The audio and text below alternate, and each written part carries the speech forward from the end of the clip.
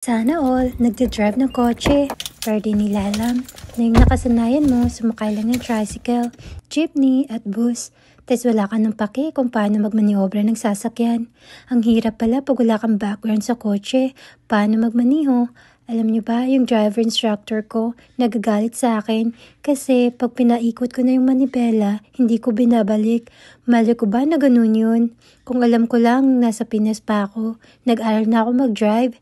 Very close-minded ko kasi pagdating sa kotse. Hindi ko naman kasi need doon sa atin. At dagdag gastos lang yan. Wala din naman akong pambili ng kotse.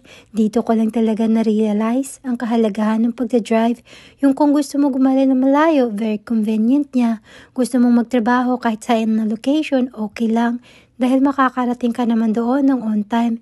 Kasi kung mag-rely ka lang talaga sa public transport dito, hindi siya doable for me. Kasi yung bus interval dito is nasa 40 to 45 minutes.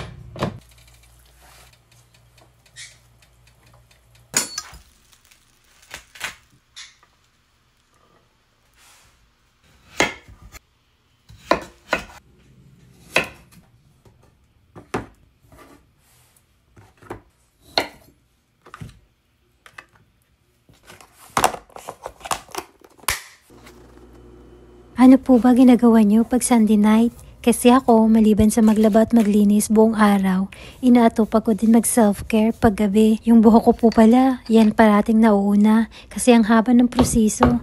Dati, shampoo at conditioner na Pantene lang, okay na siya.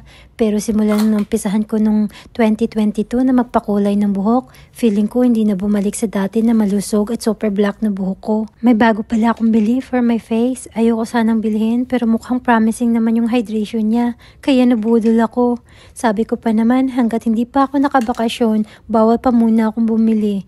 Nabali ko na naman yung goal ko. Siya nga pala, hindi ko alam may face roller pala ako. Buti na lang nag-umpisa ako mag-segregate ng mga gamit at nakita ko siya. Ang ganda niya pala pang massage mo sa mukha, lalo na kung malamig. Ang soothing niya at nakaka-relax siya ng facial muscles at nakakatulong din siya sa circulation. Ewan ko ba? Meron pala akong ganito. Bakit di ko naisipang gamitin? Nakatago lang tuloy.